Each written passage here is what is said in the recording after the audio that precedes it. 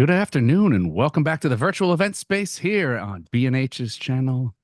Todd White joining us today, and you guys are tuned in to Life with Lumix. We're going to take you guys inside of a dynamic camera system today. If you guys are not familiar with Panasonic's Lumix line, Todd White is the perfect example. He's a photographer, he's a videographer, Emmy award-winning producer, commercial work, personal work, portraiture. What don't you do, Todd? Is there anything? Did I miss anything? Uh, I don't know. I mean, I don't drive race cars. Okay, he's not a race car driver, but everything else we have you covered. Look, he's given me permission to bother him for the next hour, and he's given you guys permission to ask any questions. So feel free to dive in. We're going to keep this loose, fun. We're going to get to look at some photos. We're going to get to watch some videos. And Todd is going to take us through why this system is the perfect system for him. And it's a system that you all should look into. Todd, I got to start right here with I don't usually get outshined on my own program, but you come on here with that you got the buttery voice, the video feed. Finally, someone's like, take a seat. What do you got going on? What are you shooting with there? I want to know this whole setup because I'm taking notes. Sounds good. All right, so I am using the Lumix S5 Mark II, and I've got a zone focus setting for my face, and then I'm using our phase detect for the autofocusing for the face tracking. And I'm using the 35 1.8 from Lumix as well, the S35. I have a 1/8 satin filter on the front of that, and then I've got a moment variable ND filter on that as well, just to kind of give me a little bit of contrast back here.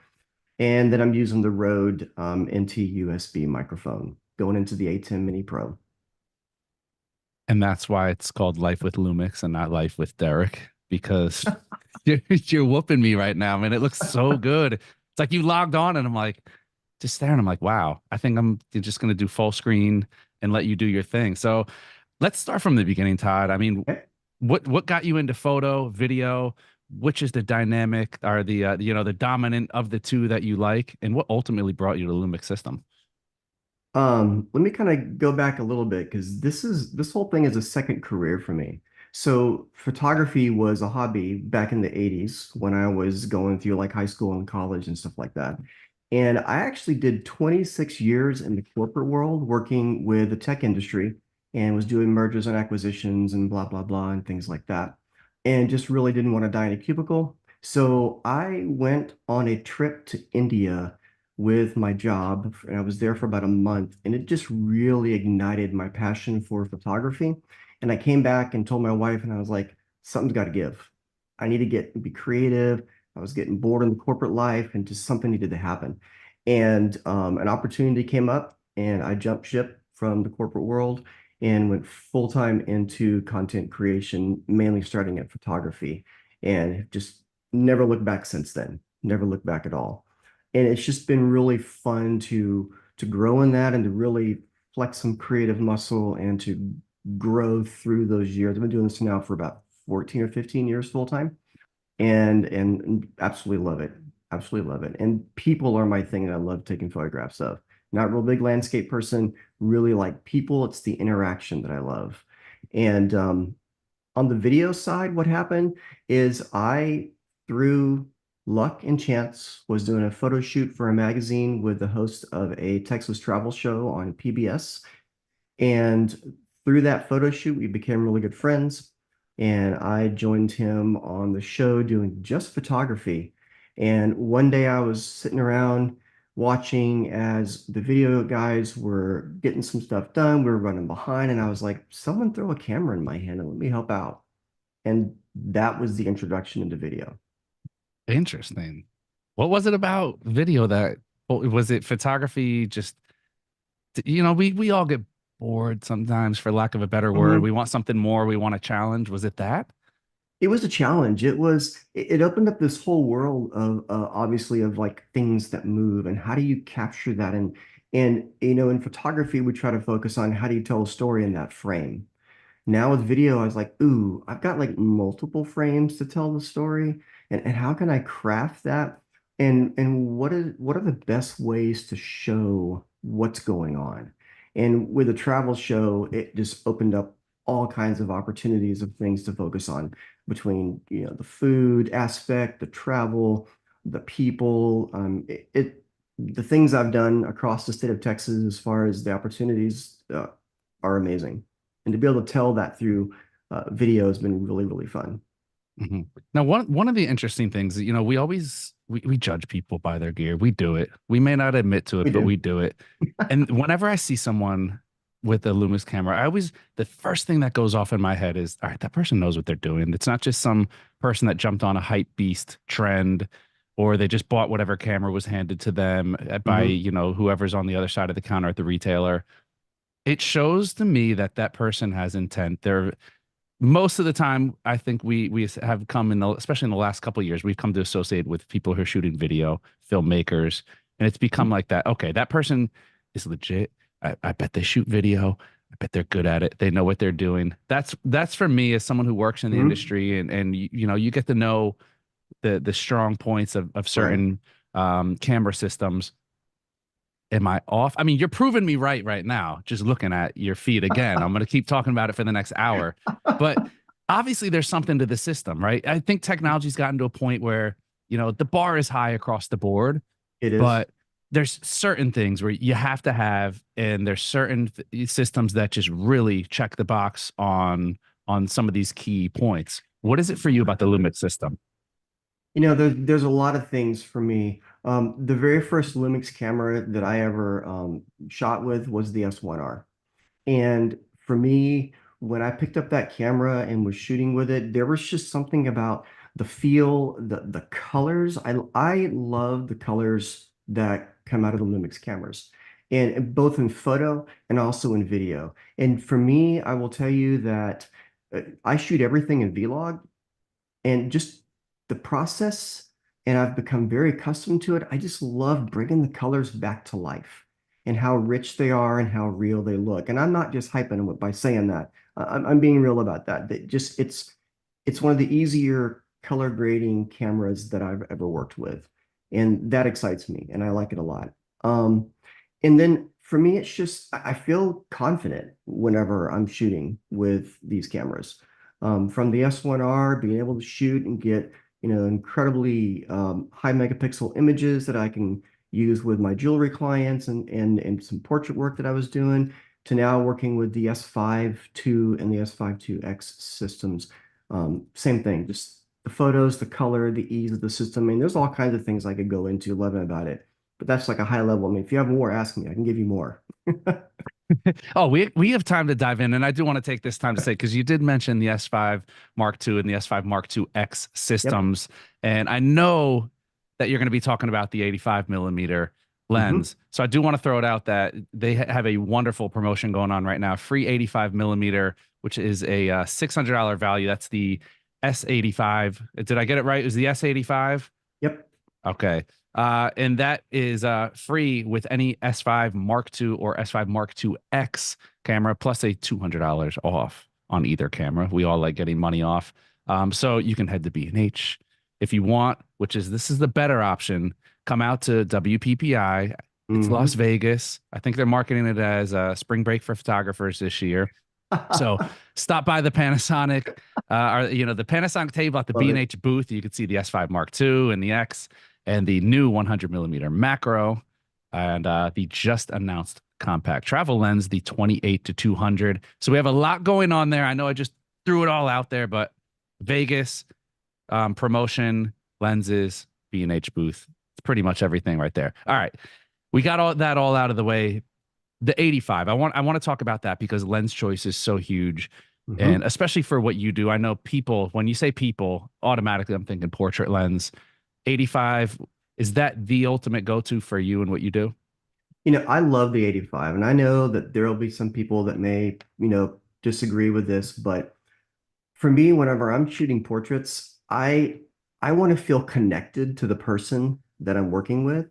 And so when I pull out and get a long lens, I have to go too far back, and I want to interact with them. I want to give them feedback. I want to coach them to get the right look, the right smile, the right expression from them.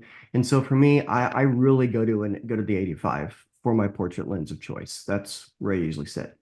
It's kind of like that sweet spot, like you said, Hmm. between interacting, but at the same time, you want a little bit of compression. It's more Exactly. flattering, Yep. without going too deep into the spec end of things. It's a Hmm. very flattering lens, and it keeps you close enough to where you can interact. So now for the video work, what's your go-to when you're shooting video work? It really depends on what I'm shooting, but I will say that the two lenses that sit on my camera a lot for video are going to be the 35 1.8, the S35 1.8. But then I also, and we have the L-mount Alliance, I love the Sigma 28 to 70 2.8. That lens is just solid, and it's small and it's lightweight. And if I'm going to go somewhere where I really don't want to change lenses. Like whenever I go out kayaking and I'm filming there, I don't want to have to be changing lenses over the water when I'm kayaking. So I just stick on a 28 to 70 and I'm solid. Kayaking, video, expensive gear. Let's talk a little bit. I think there's something there. What's what do you I don't even know what to say. I mean, usually when I think kayaking, I'm thinking like I'm not thinking like someone's out there with a full camera set up. And how is this going down? So so right now I work at Southwestern University on the marketing team. And so one of the things that I love doing is going out with our students. We have an outdoor adventure program. And so we do a lot of different activities with them from horseback riding to kayaking to rappelling. We took a group of students and went caving. And so all these places, I grab my S5 Mark II and pick the 28 to 70 and off I go. And I'm out with the students capturing the footage of these different experiences that we're having with them. And I know And, you have, and yeah, go ahead. and like for grading audio, because I do student interviews while I'm out there, I stick the Rhodes NTG, the video mic NTG on the top, and that just gives me a nice, good shotgun mic that I can use to capture great audio while I'm out there as well. So it becomes a full setup, if you will, with all of that to be able Mhm. to give a good video. And it's still pretty minimal setup at that, Oh right? yeah, Comparatively, you're not you're totally. not you're not building out a huge video rig, right? You can kind of do No. what you need to do. And I think that's also in the power of the system as well, where there's certain mirrorless systems that you got to mod them out to get them Hmm. to the point where you can really tap the full potential. And I feel like with this system, it's pretty much plug and play. It's made to do that. It is. It is. And we can chat about that in a little bit too, just kind of what a typical rig would look like for me for running and gunning shooting, for Yeah, sure. definitely. Definitely. Well, You want to see a video? yeah, I was going to say, I want to see this thing in use. Cool. Let me go to dun, dun, dun, here we go. Let me jump over here and Hey guys, Brandon here with SU Outdoor Adventure. Today we are going whitewater kayaking on the San Marcos River.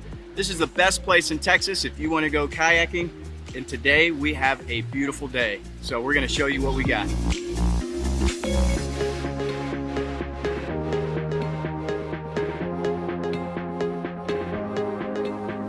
I'm super excited. I think it's gonna be really fun. Brandon told me a lot about it, and so yeah, looking forward to it.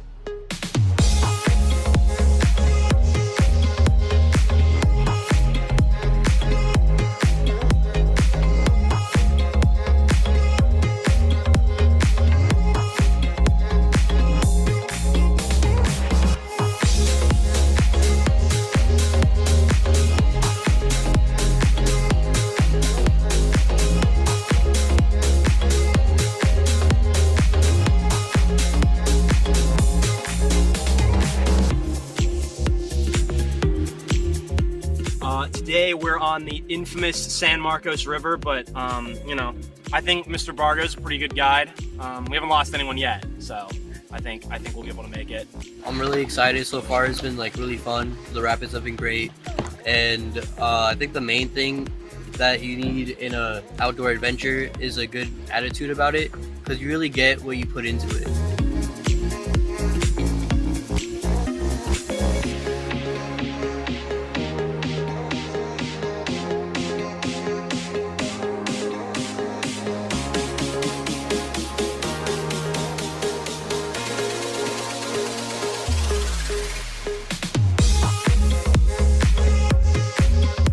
I had a lot of fun today. My favorite part was probably the first rapid where I flipped. and I got back up, so it was okay. But yeah, my arms are pretty sore, so I'll be feeling that tomorrow.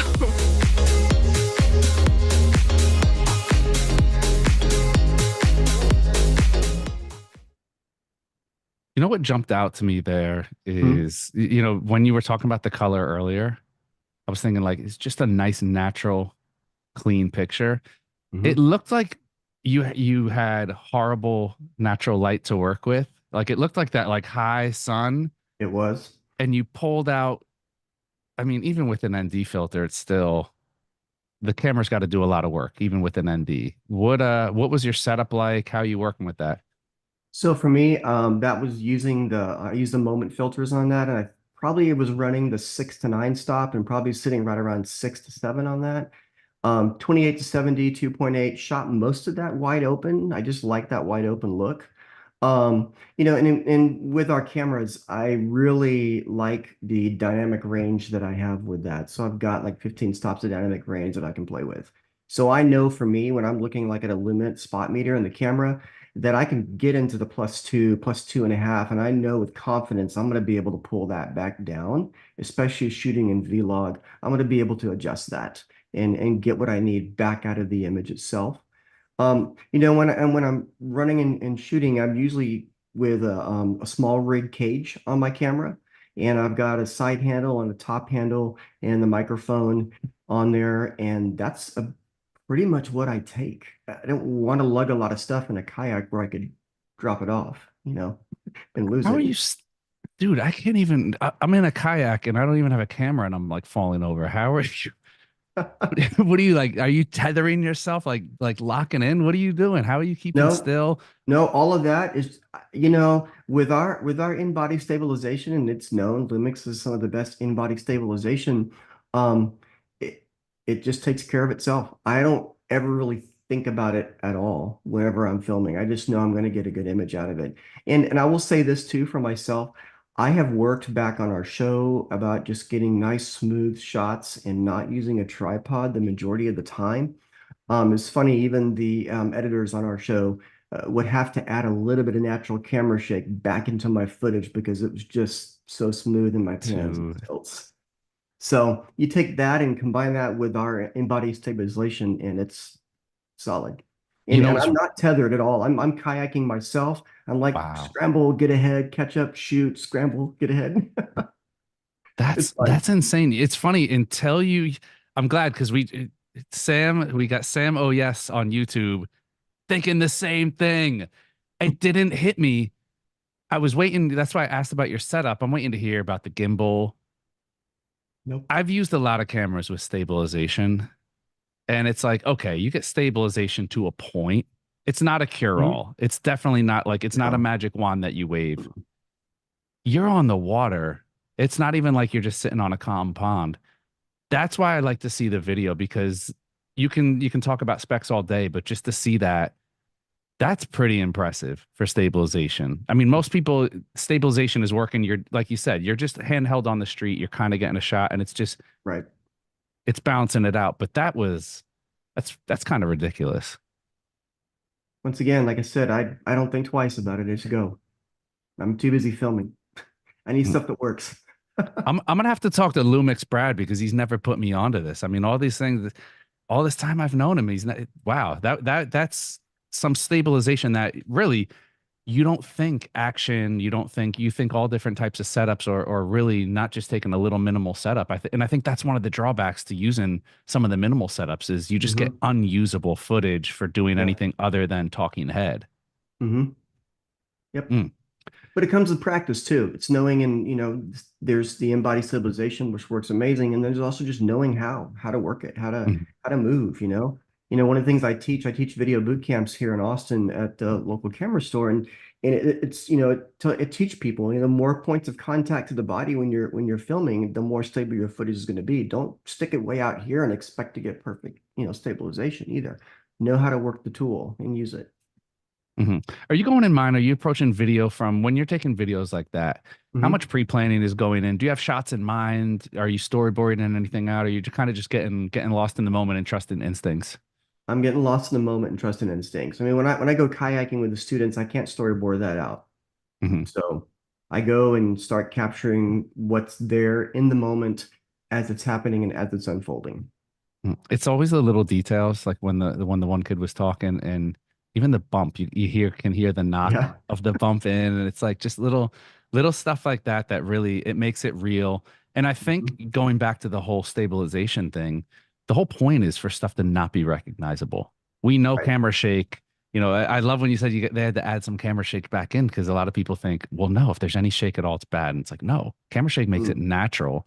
It's Hmm. when you get the kind of camera shake that I've been known to use where it's like, okay, I'm getting motion sickness watching a 10-second Right. clip, and Yeah. that's when it's distracting. You don't want that. Hmm. Um, I want to take a look at your reel because I know the beauty of this system is that we get the photo side and the video side equally powerful. I'd love to look at your reel because you got some great stuff in your reel as well. Before we get into the still side of things, I want Hmm. to look at that video reel and just give us a further view of what you do on that video side. Sounds good. Let me go.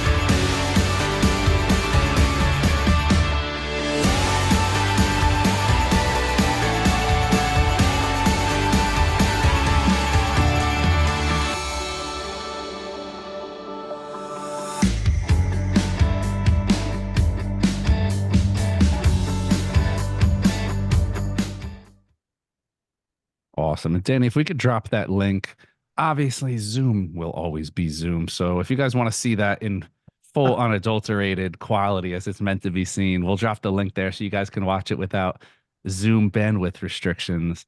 But what's your approach to photography and video, Todd? What is it about when you're going out there? What's going through your mind? What are you trying to exude from the people you work with?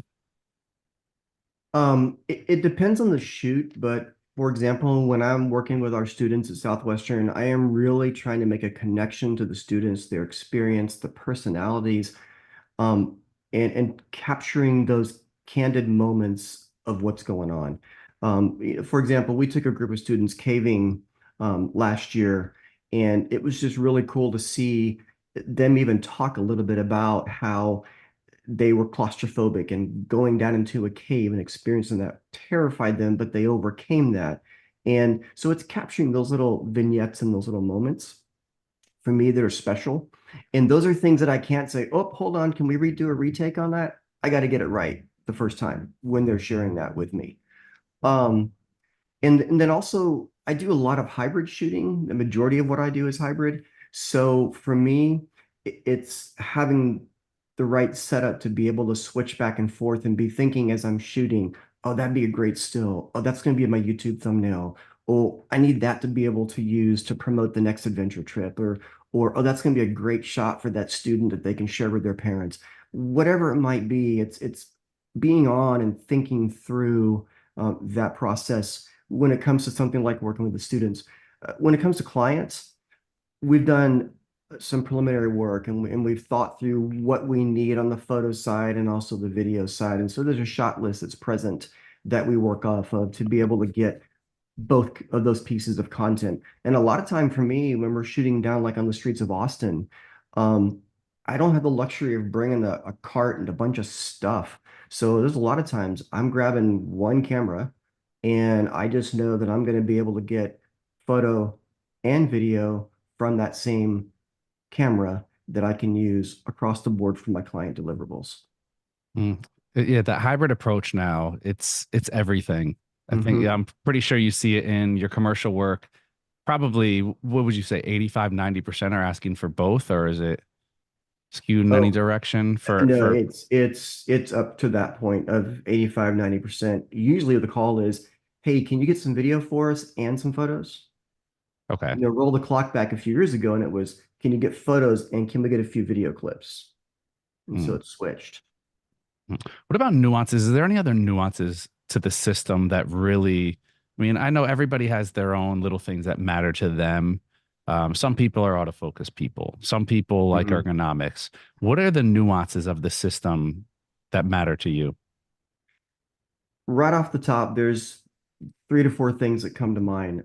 First of all, just I love the feel. Like for me, some cameras get too big, some are too small, and just for me and just my hands, it fits ergonomically. It's great. The button layouts are wonderful. I love the fact that I can customize just about every button that's on the camera, and I've changed up a lot of the buttons to things that make sense for me.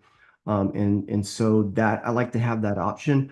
I also love the tools that are built into the camera. So vector scope and waveforms and histograms and all those things, luminance spot meters, all of these things that let me just check exposure on the fly without having to get it into Premiere and hope that it's good, but to be able to check it when I'm out there. So the tools for that are great. Um, I also just love little things too. And I'm going to flip over to my other camera really quick to show you one Yeah. of the features that I've customized that I really like with our cameras. Um, so I typically love the fact that I can take one lens. And so we mentioned like right now I've got the 50 on, but if I want that 50 to act like it's a 70, if you will, I love the fact that I can switch between APS-C and full frame mode. And I basically get 2 focal lengths out of a single lens. And that works in video. And so that 28-70 that I mentioned taken out with like the Sigma lens, I can flip back and forth. And now I can flip that to be more like a 35-85 if I need to. And so it's nice to be able to do that in the video mode and squeak out 2 different focal lengths, if you will. Interesting. And It's that easy. it's that easy. I just customize it to do that. It's a menu item that I just flipped over to a quick switch for me to work. And then the other thing is open gate. I love the fact that we can shoot in 6K. I can shoot one frame, one clip, and I can get a 16:9 and a 9:16 out of that. And so I often will go and shoot in 6K for the majority of my video, drop a frame marker on there for the 9:16 cut, and I'm good to go. And I don't even have to think about, is it going to work or not? It's there. This is awesome. And I think the most impressive part is usually you're talking like somebody who came up and is like traditionally schooled in video. You're a dude who just loved this Mhm. and said one day just hand me a camera. I want to make it work. And I think that's awesome. What's your primary source of inspiration or learning? Are you just a constant student of the game? I am. I watch, in fact, my wife, you've probably heard this 1,000 times. My wife does not like to watch TV with me sometimes because I'm looking at all the little things. I'm like, oh, wait, pause, look at that lighting. Or look what they did there. Or did you notice that? So, it's true though, but that's how you learn. And I'm always critiquing my own videos. I always go back and I look and I'm like, what could I have done better? How could I have done that shot better? Just and then watching TV shows. I love Anthony Bourdain stuff. I do. And I could watch his travel content and his food stuff all day long. I just think there's something about that run and gun style of shooting with quality TV that comes out of that quality production. Now, if we're gonna stay with that run and gun for a second, I love this. Samo, yes, on YouTube. Double down on this. Not even any digital stabilization in post. There are some times, rarely do I do, but there are some times where I just put a smidge, and when I say a smidge, I mean a smidge of warp stabilizer, but that's only at 10%. I never go above Wow. 10%. Wow. I think the image stabilization is going to end up being it's just stole the show. We should have saved that till the end. Now I want to talk about Todd White, the still photographer. Okay. Video, what do you see yourself more as? Are you more like do you put yourself into a box in any way? Or are you just like, nah, I do whatever? I do whatever. I really do. I don't really put myself in the box. I Mhm. I personally think people come to me and approach me because of my personality, and I'm real chill and real laid back, and I know I can deliver the product. So when someone comes and they're almost asking this question of like, can it be done? And I'm like, oh, that's easy. We got it. No big deal. And that confidence then helps the client feel confident that we can deliver what they're expecting. I can personally vouch for this. I mean, meeting you in person, it was kind of just like cool, calm, collected, confident. And I think that that confidence that you exude it inspires confidence in other people. You want to know that somebody's in control. You want to know if this guy's telling me something, it is what it is. And I think that that speaks for itself, and that goes way beyond, into building client relationships, and even in the educational spectrum. You're out there, you're an ambassador for a brand. Somebody who's wants people to feel comfortable in the gear that you're using, so that we're constantly looking for what is the next best option. What if we're in something and we want to try something that's different, or something that works better for our needs? So I think that being confident, inspiring that confidence in people really just speaks volumes to your work. Now, I want to look at some stills now. Okay. And is your approach to still photography the same as it is to video? Is there anything that changes or switches up with you? No, there really isn't anything that changes up. It's getting the right image that conveys what the client wants or what I'm seeing at the moment when I'm out shooting and creating content. The philosophy is the same for me. It really is. Interesting. And a lot of the lenses that we've talked about that I shoot video with, I use the same lenses for stills. The only thing that may happen is whenever I mention the 28 to 70 2.8, that will a lot of times switch over to the Lumix S Pro 24 to 70 2.8 for the photo side. Okay. That's the only thing that changes. Is this just more for cohesion? You want that to be a seamless blend from video to photo and kind of keep the same feel? It's that, and also just how much fiddling do I want to do when I'm on set creating to be swapping lenses and making a bunch of changes. That's also what goes into it. I need to be shooting and creating content. I'm usually working on a schedule that I don't want to have to sit there and have, 50 lenses to choose from, and all of a sudden I get, analysis paralysis or whatever. Yeah, it takes you out of your game. Yeah, it does. If I have to think about it too hard, it does. It gets in the way. It really does. Totally. And one thing I'm going to mention a comment about lenses too. When we talk about the S series and we've referred to them, the 35, the 85, the 50, one of the things about this whole set of lenses too that I love is, and this is a weird thing for me, is that I love the fact that they all have the same thread size. I know that sounds kind of pathetic or nitpicky, but I love that they're all 67 because I don't have to think about having a bunch of step rings and blah, blah, blah. I mean, I know that I'm going to have this lens, and across the board, all the lenses in that series are going to be a 67. By the way, they're the same weight and size. So if I do drop them on a gimbal at some point, I can swap lenses without having to rebalance the gimbal and so on. It's just little things like that. It's convenience for me. It really is convenience. Yeah. Now, in talking with, we're talking about stills now. Yeah. And you said, we've seen a lot of people so far, but that's not just what you do. You do commercial work, which kind of bleeds a little bit into more product style stuff, more lifestyle kind of stuff. Where's the passion for you? I know you love people, but outside of people itself, like, is there any one thing that you gravitate towards? It's people. It really is. I Okay. like shooting people. It's just my thing. Earlier on, you asked me, is there something I don't do at the beginning when we first started? And I'm not the biggest sports fan. I'm probably like a guy in that I don't do sports. I shoot some sports for the university. But for me, it's not just going out and grabbing a shot of sports, but I did an entire documentary on the senior female tennis players because I was like, I can go shoot them all day long and get photos, but let's make a documentary out of that. So it's that part of it. I just love the people side for me. It really is. So, I mean, you gave yourself another challenge. It's hard when I guess you got to be passionate about something. You're not passionate about something. How do you break that? Because obviously, whenever money gets involved, whenever it's work, it's kind of one of those things where you have to deliver, right? You have to. At that point, you're a problem solver. It's not Todd shooting a personal project. It's Todd shooting client work. And even if you're not super passionate about the subject matter, you still have to give the Todd White experience? Hmm.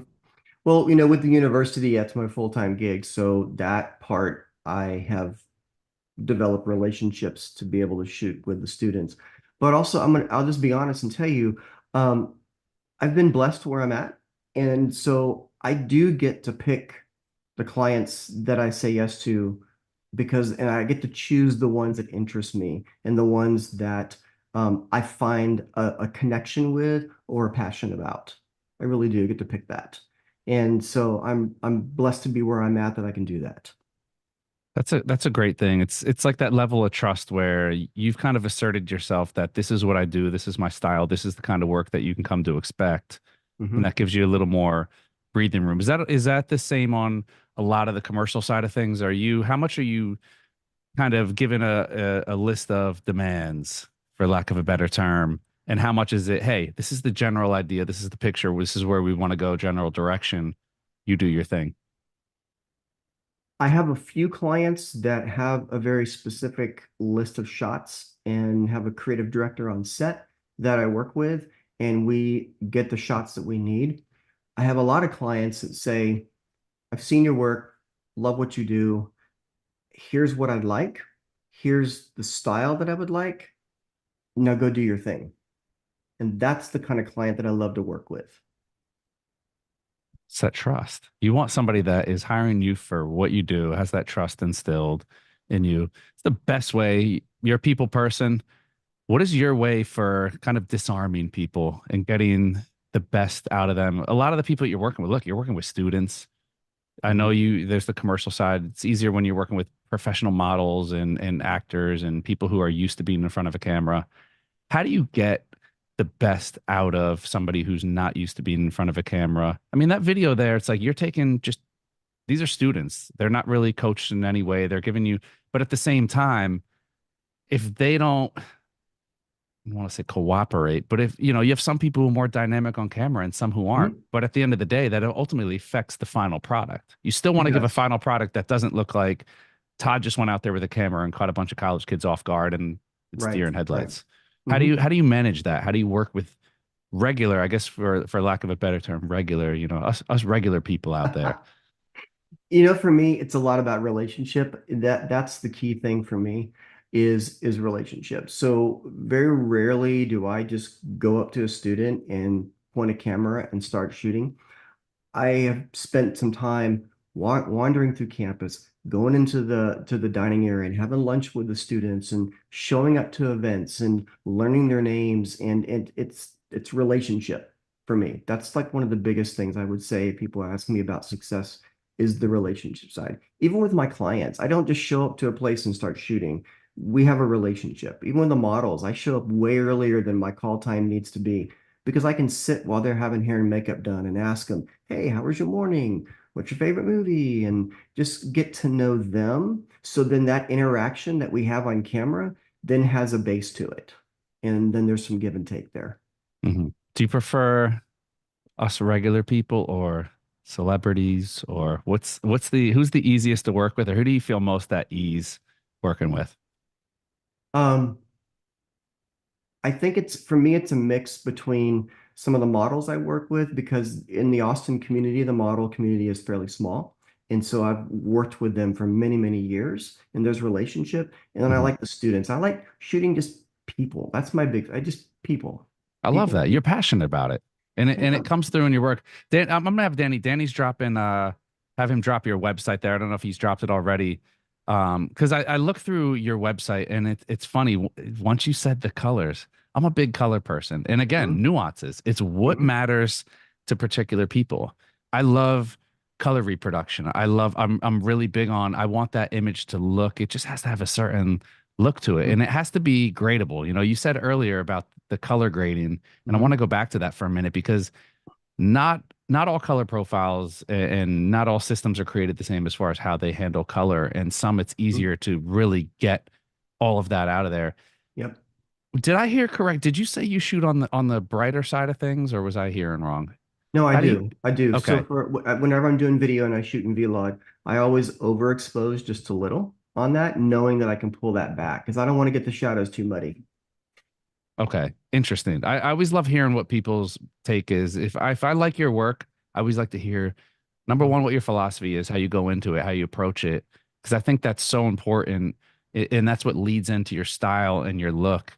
And I do even little things like that of do you shoot under, do you shoot over? Because I tend to lean on the hot side of things as well. I just think it gives a less muddy look. It gives a little Mhm. punchier.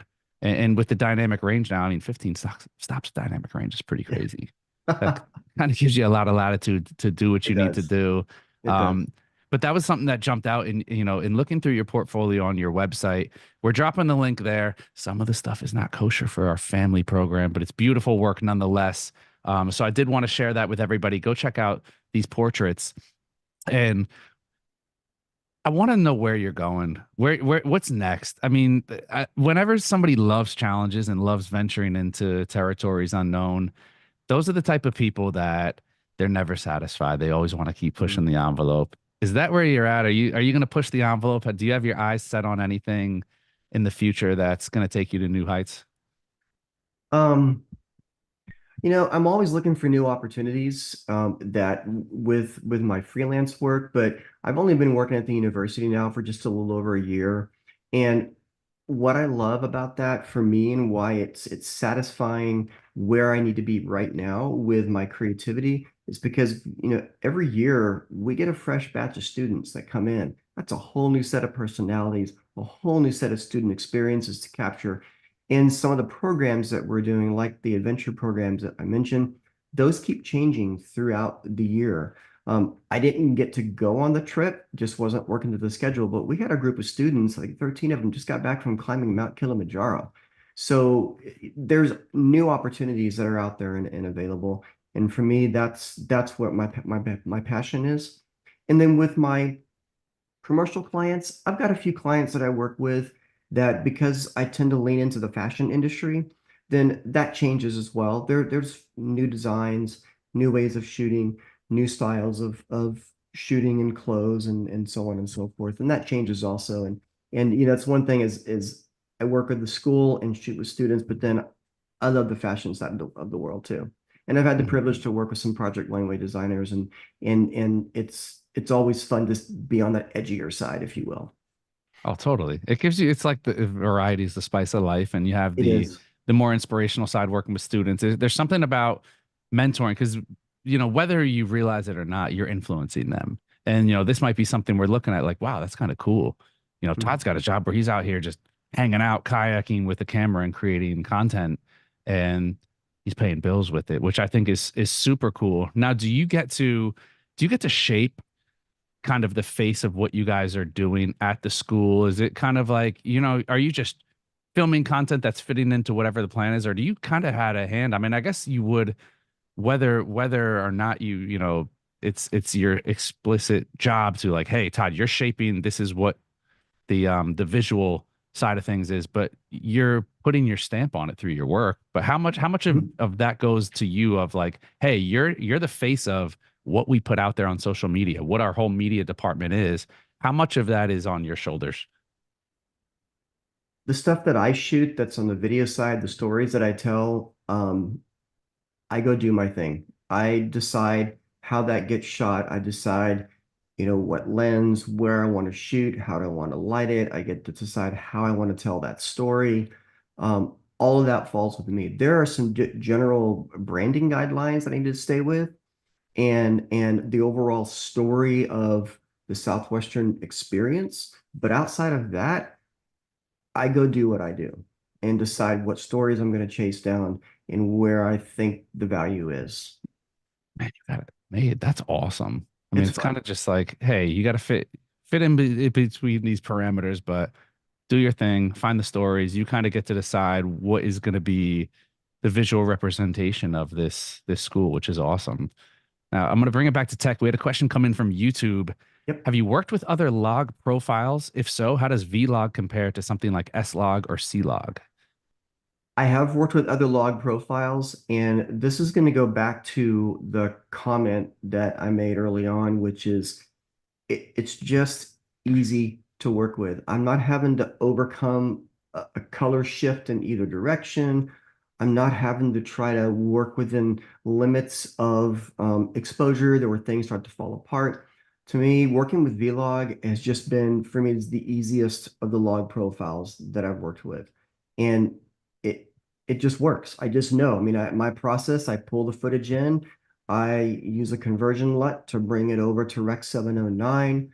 I use my scopes and I grade and correct and get it where I want it. And then I start to stylize a little bit, but I don't push stylization too much. So once again, I lean more towards that natural vibe. Yeah, And and it that just comes works. across in your work. I mean, and it's, when it's beautifully portrayed, natural is best. I think it just gives Mhm. it, and for what you're doing, I think that's the look that fits. And some people just stylization, it's a time and a place. It's not I would right agree. for every I would agree. application. Um, Another Yep. question: have you tried any of the MFT Lumix? And what would you like to see from Lumix cameras next? Ah, good questions. So for the Micro Four Thirds, I have a GH6 and I also have the G9 II as well. And I really like from a Micro Four Thirds perspective, I really like the G9 II. But for me, and this is something whenever Lumix first came to me and asked me about coming on board as an ambassador, they saw my work early on. They looked at it and they knew I was the right fit for the full frame. And I really just like full frame cameras. There's just something about the look that's where I gravitate to. Um, but if I need something a little bit smaller of a package to run out with, and even some of the lens options that are smaller, then I grab my G9 II if I need to go something different than the full frame. Mhm. Um, and then as far as what do I want to see from Lumix coming next? Wave your magic wand, Todd. What are we going to Ooh, come up with here? I don't know. That's a tough question. That's a tough question. I I mean, mean, I I, feel like I, I feel like we're at a point where it's like, what, I it mean, does everything, right? yeah. What needs to happen next? I don't know. Here's what I'll mention one. I'll mention one thing. Um, on the S1H, I loved how on the back of the camera I was able to flip up the screen so it came out where I could see the little LCD screen. I can't do that on the S5 II series. I've got to bring it out and then flip it over. And so I wish I had that little option to pop it Mhm. up. Now I know from a space perspective, but I wish they all could just flip up like that so I could shoot without having to flip it over. I Because know I, I, I promise you, one day I'm going to break that. I just know I am. it's those little things like that, and then you do that, and then you have the other half of the internet's like, why did they change the tilt screen? Why didn't they flip it out? It's so much better, and Mm, it's one of those things. I feel like we're getting to a point where it's just going to be like taking the same settings that they've had, and it's just change this, put this button mhm. here, add a button here, because Yeah. really we're at a place where it's more small corrections, nuances, Mhm. details. How can you make the experience more intuitive?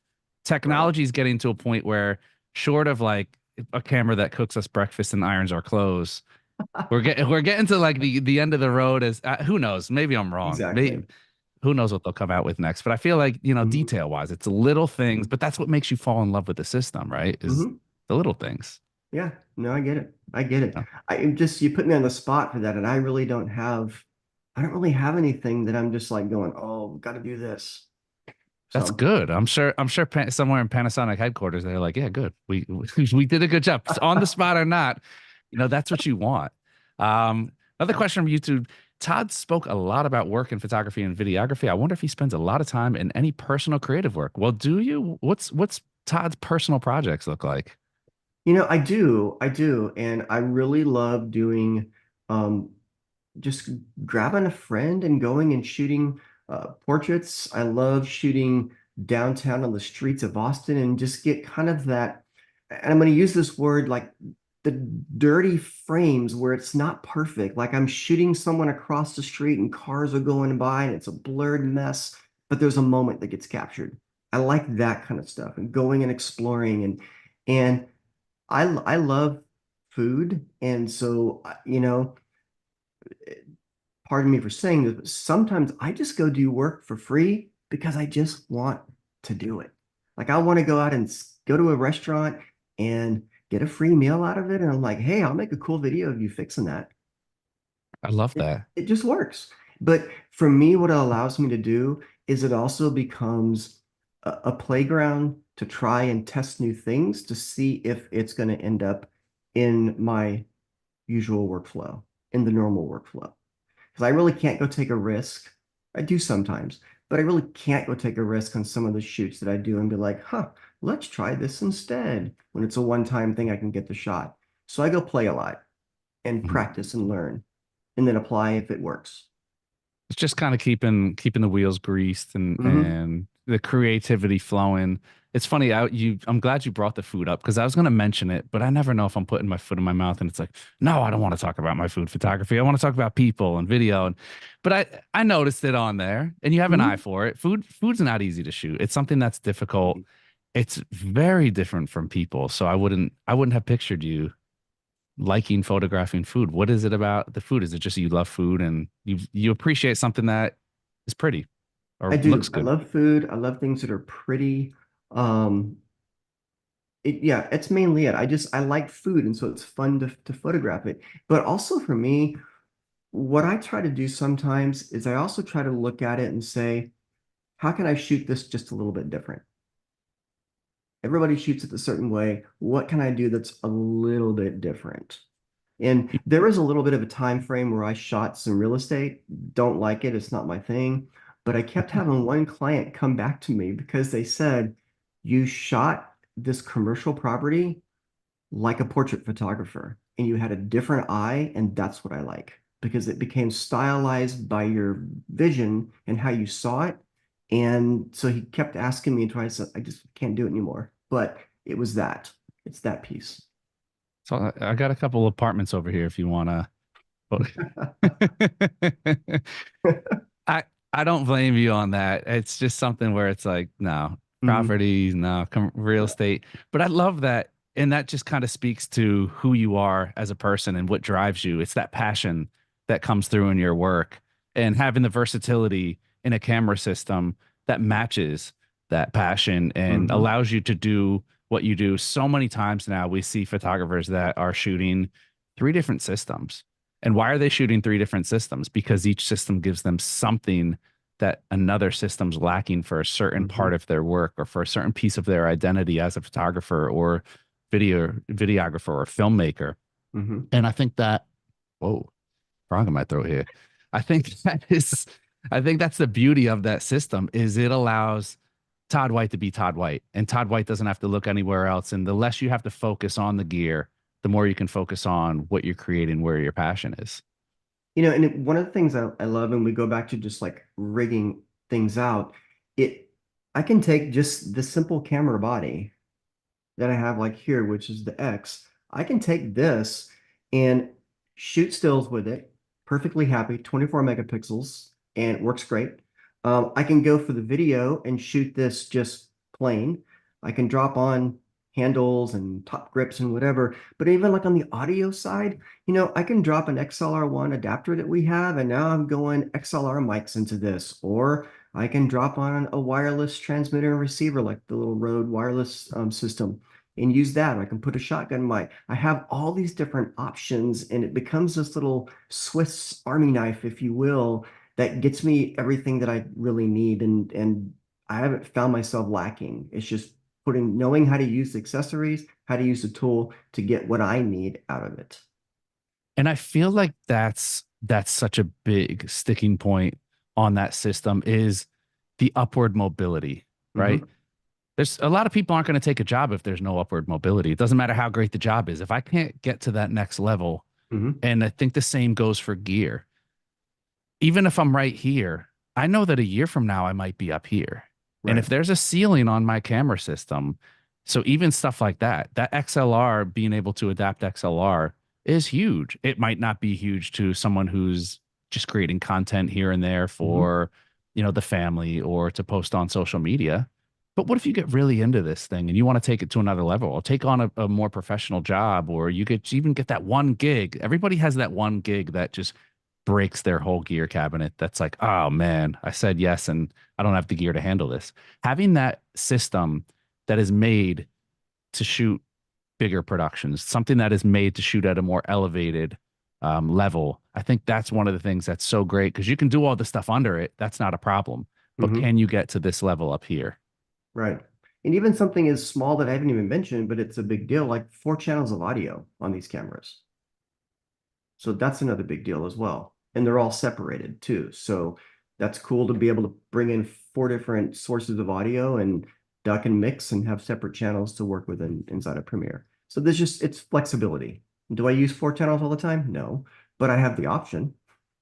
Yeah, and that's what it's about. It's about having options, having that versatility to go all the way around. And I think that's one of the things that makes life with Lumix so useful and so Yeah. successful for somebody like you who your work demands it. You can't get by any other way. Mm-mm. Wow, this is great. How do we do, Todd? This hour flew by. It did. It did. I mean, it was a good look inside your work. I feel like I'm like, man, was I running my mouth too much? I want to. Did I leave anything? We dropped your website in there. What do you have going on? Is there any projects you have going on? Anything you want to shine some light on? I mean, the stuff with the university is always happening. I just wrapped up a project with Sam Villa, who does like hair products, hair like blow dryers and things like that. He's a Redken ambassador. He's got almost 1 million on Oh, Instagram. nice. Just wrapped up some video content work for them, some like DIY hairstyling content that we shot, which was fun. Those are like the main things. Oh, and I will mention this too on Instagram. I also shoot content for some hotel groups. So I've just got back a few months ago from shooting in Newport Beach, and I was in Cambria, shooting at Cambria hotels in Nashville. So creating content for hotels and lifestyle and travel is it's fun as well. And I'm blessed that my work gives me the flexibility to take off to go do that kind of content. That travel thing is fun. I love that. I love it. Well, if you ever get a job shooting any content for Excalibur in Vegas and you need an assistant, There you are. I could. Well, look, I'm going to throw Love it it. out there for everybody. If you guys do end up in Vegas for WPPI, definitely head over to the B&H booth, check out Brad.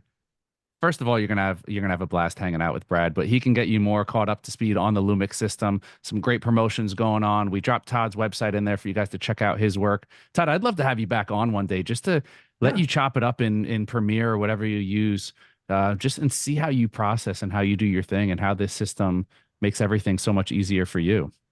Yeah, I'd love to. It'd be great. I think it'd be a lot of fun to do color correction, but also how do you work with 6K footage, the open gate, and to get that and work with those 2 different aspect ratios. That could Yeah. be fun. Awesome. I'd love to see it. Well, Todd, huge thank you to you and of course to Brad and the entire team over at Panasonic Lumix for making this happen.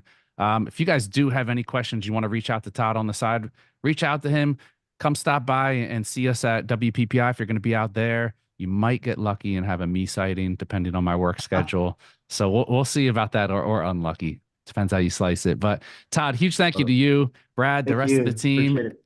Of course. And of course, to all of our viewers out there, if you guys haven't checked us out on YouTube, please head over to YouTube. You can see this and all of our other live content where it will live there forever or until I say so. No. Todd, thank you again to all of you.